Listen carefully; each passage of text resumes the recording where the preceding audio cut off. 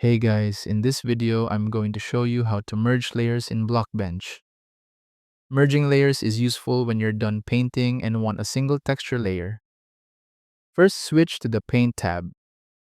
In the Textures panel, click Create Texture. Next, right-click the texture and select Enable Layers. Add a new layer by clicking Create Empty Layer, then start editing that layer.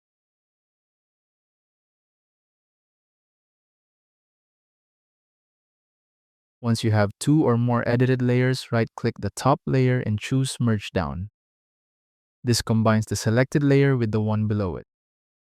Repeat this process until all layers are merged into a single layer. Make sure the layer order is correct before merging since the hierarchy affects the final result. And that's how to merge layers in Blockbench. Thank you so much for watching.